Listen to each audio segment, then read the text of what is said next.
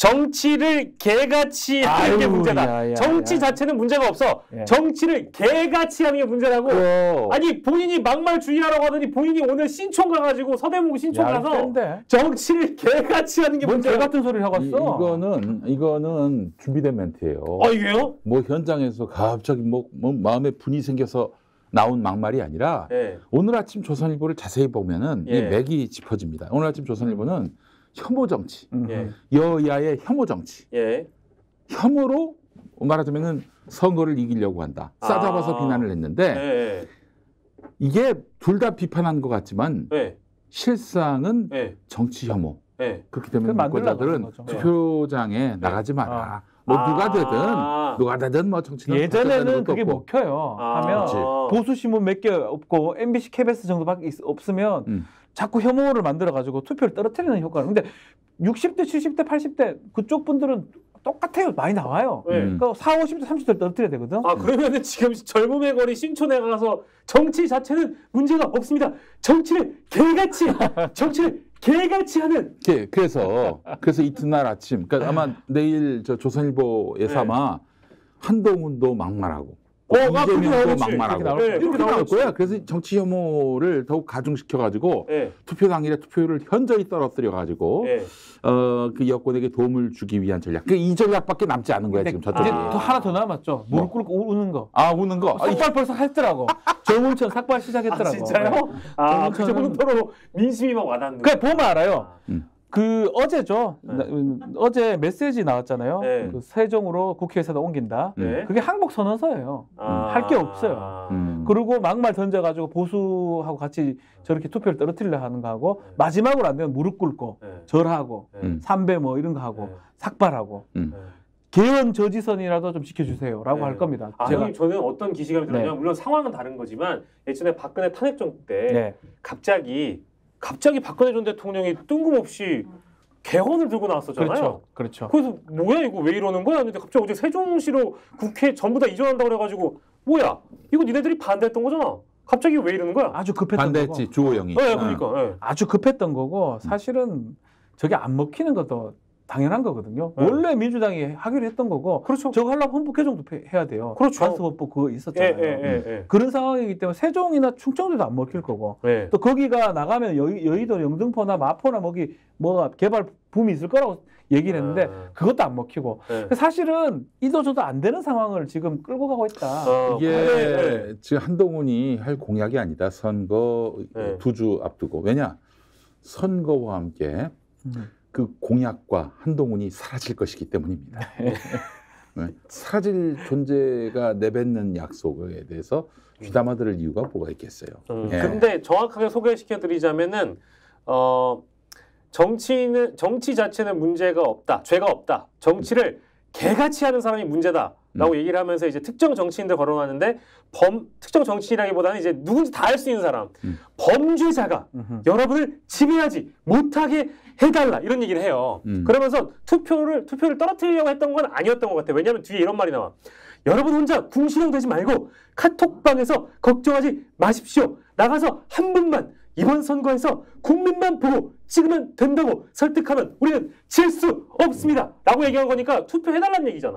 근데 그럼에도 불구하고 기저에는 깔려 있는 거예요. 진짜요? 근데 문제는 뭐냐면 아직까지 옛날 방식인 거예요. 이래가 안 돼요. 지금이라도 한동훈 해야 되나? 한동훈 위원장이 살 방법 딱 하나예요. 윤석열 밟아야 돼요. 정확합니다. 탈당을 시키든 야 윤석열 당신은 이렇게 나와야 돼요. 그게 아니고는 살 방법이 없어요. 그 세종시 국회 완전 이전 그 발표를 8시 반에 했거든요. 그 수요일에. 그래서 전날에 8시 반에 기자회견. 그 긴급한 기자회견 아니에요. 그래서 그러니까 출당이나 그치, 이런 건 여의도 주변에서는 갑자기 긴급으로 도니까 그 한동훈의 윤석열을 출당할 것이다. 저희 입장에서는 어땠냐면 야 출당을 시키거나 아니면 이제 정반대로 예컨대 윤석열을 이제 욕하거나 반대하는 것 쪽으로 가는 거 아니에요. 그러면 사실은 출렁거릴 수 있거든요. 마지막 그 방법이에요.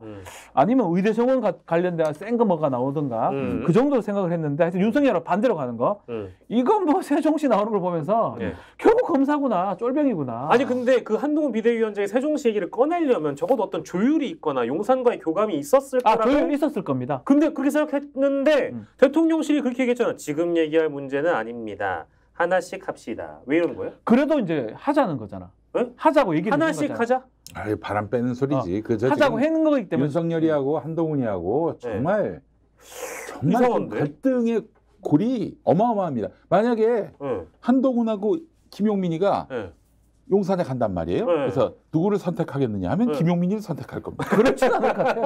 아니야, 그렇진 않을 것 같아요. 제가 한동훈에 대한 오늘 어지간하면 인정해주고 싶은데 분노와 증오가 하늘을 찌르는데 그래요.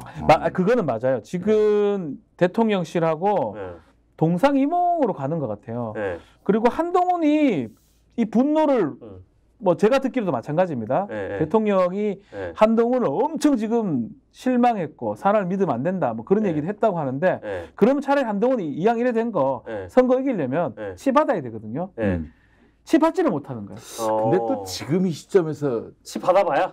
받아보면은 받는다 한들 이게 그 판이 바뀌지 그렇죠. 판이 바뀌지 않죠. 그러니까 유일하게 남아있는 게 이제 의대 증원 이거 해결하는 거? 그거를 뭐 예를 들어서 뭐 중재하는 500명 정도 하겠다. 300명 정도 이렇게 하면 그러면 약간 근데 이것도 늦었어. 이것도 하려고 했다 안 됐잖아요. 늦었고 해보려고 했는데 안 사실은 한동훈이 이제 제가 얼굴을 계속 보고 있어요. 유세할 때나 이렇게 보면 안 좋지. 짠해 보여. 개 같은 소리 할 때도 막 개 같은 그 얘기 할 때도 보면 안타깝다는 느낌. 그러니까 저는 형님이 이게 각본대로 했다고 하지만 저는 왠지 거의 좀 자포자기로 가는 느낌이 들기도 해요. 저도 완전 동의하는 게 지난 주말에 하루 정도 일정 비우고 쉰 적 있지 않습니까? 그쵸. 한동훈 비대위원장 하루 쉬었잖아.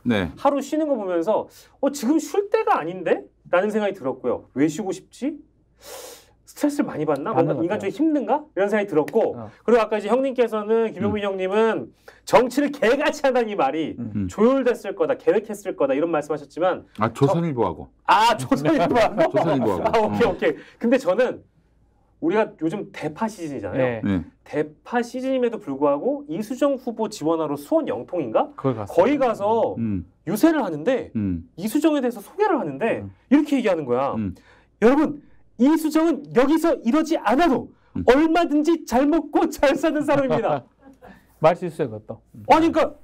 아니 여러분 저희같이 소중한 사람이 스픽스에 나올 사람들이 아닙니다. 이거랑 뭐가 달라? 똑같은 거죠. 니들 연맹이 고마운 줄 알아. 나와줬잖아 이거잖아. 야 수원정에 있는 인간들 야 고마운 줄 알아. 이제 이수정이 왔어 이거잖아요. 그렇지. 그 밑바닥에 있는 정서를 드러낸 거야. 그러니까 이게 이 사람이 왜 이러지? 그러니까 결국은 대중 연설을 잘 못하는 건 못하는 거지만 그렇죠. 계속 실수를 해가는 거예요. 더 나아가서 아마 여러 가지 조율을 하고 있겠는데 핀트가 안 맞는 것 같아요. 아마 보좌진들이 있겠죠. 또 주말에 박근혜 보러 간 거 있잖아요. 그치. 그것도 사실은 뭐가 안 맞아요. 지금 박근혜를 왜 보러 갑니까? 그럼 왜 보는 거예요? 아주 궁박한 상황이라는 거예요. 박근혜를 볼 정도로 보수의 지지자들이라도 잡아야 된다. 라고 생각하는 것 같아요. 혹시 그 윤석열하고 한동훈의 어떤 갈등이 약속대련 아니냐. 아무래도 윤석열한테 들이받는 한동훈의 이 스탠스여야 사실은 아무래도 한동훈도 좋고 국민의힘도 좋으니까 그렇게 생각하는 분들 지금 보수 유튜브 한번 보세요. 보수 유튜브 보면은 지금 윤석열과 한동훈의 갈등은 실화입니다. 실화. 실화. 그 지금 그 유튜버들은 대부분 다 그 아스팔트 보수 기반의 유튜버들은 다 윤석열 편이고 바뀌었어요. 그들이 한 목소리로 한동훈 좌파라고 막 그러고 좌파라고 그뿐만 아니라 이제 그만두라고 물러나라고 그 왜 그러겠습니까? 그동안 너무 홀대해 왔어 한동훈이가 너무 홀대해 오고 무시해 오고 그러다 보니까 그 진짜 얘가 지금 국민의힘을 이런 식으로 접수해? 우리가 그냥 개고생을 해가지고 이 정권 만들었는데 그러면서 이제 계속 한동훈을 몰아세우고 있는 상황이고 그래서 실제 코어 보수층들이 한동훈 뭐야 저거?